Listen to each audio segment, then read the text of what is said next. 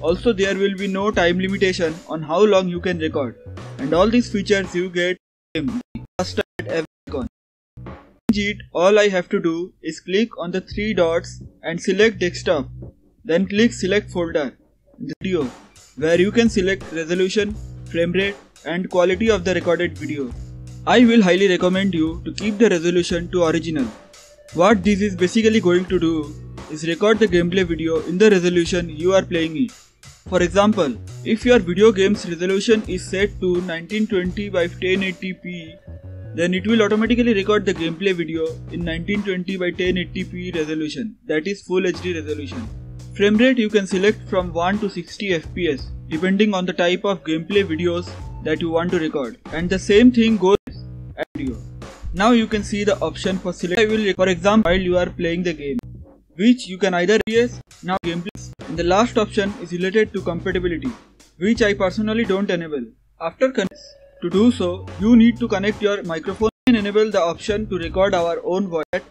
Then you can select also enable voice car system and then adjusting the volume according to your own preference. What you need to do is click on the three dots under the record game option, then select auto. After selecting auto, open the game you want to record. Then whenever you want to start the recording, you just need to press the assigned shortcut key. In this case, it is the numlock key.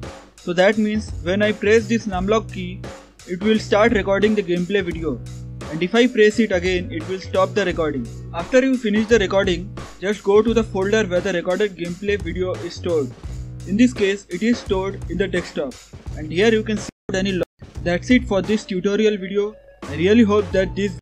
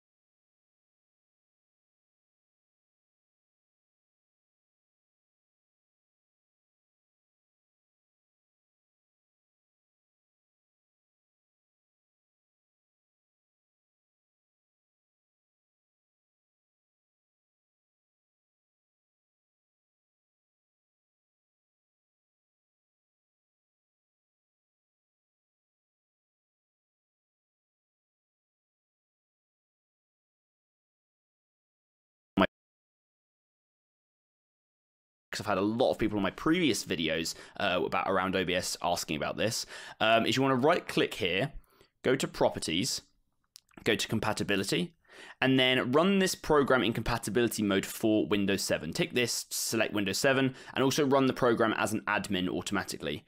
What this will do, and I'll explain it actually right now, is that when we want to add a source, so when we want to add some gameplay, sometimes when you add the gameplay in, it will just remain black here, even though you're playing, and you'll have the sound, but it won't show up, and it won't hook into the game. Essentially, it's because you need admin right. Go to add, and then go to game capture. Click OK, and then you'll be greeted with this screen.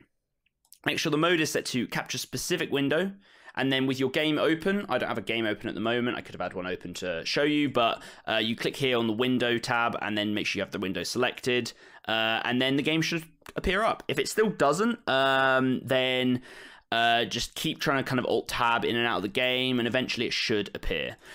Just for this tutorial, though, I'm going to get rid of the game capture. You can just click it and delete it. I'm going to go to add. I'm going to add a display capture instead, just so you can see something in the background. I'm actually going to select the second monitor I have so that it doesn't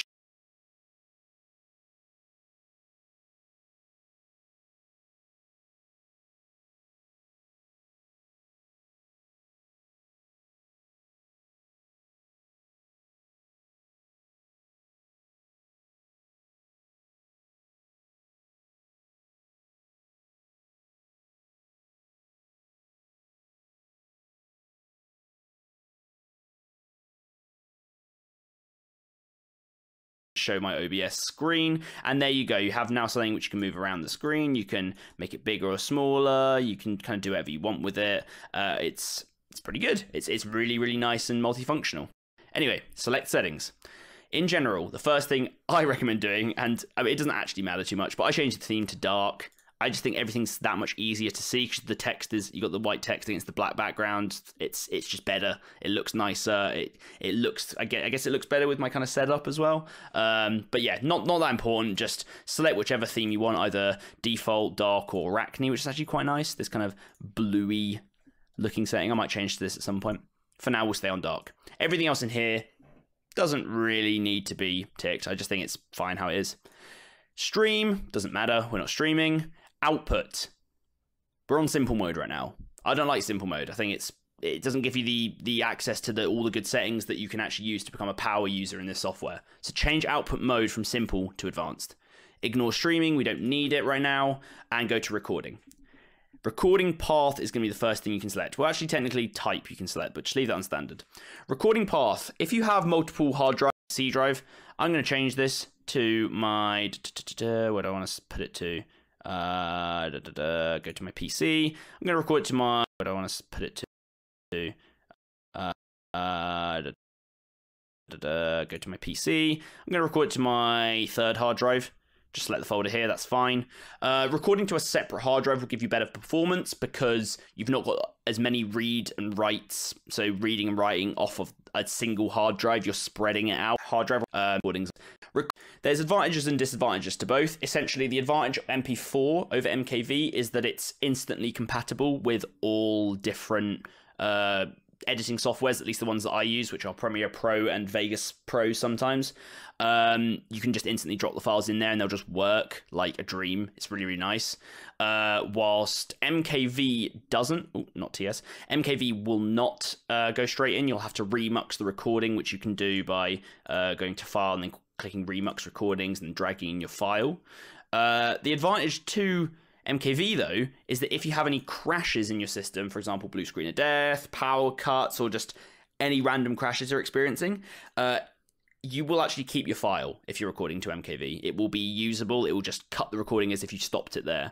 If you are using MP4, however, your file's gone. It will just be corrupted. You won't be able to open it, and it can be really annoying. I have never had my PC crash on me whilst recording, so I just do MP4, and that's what I'd recommend to start off with.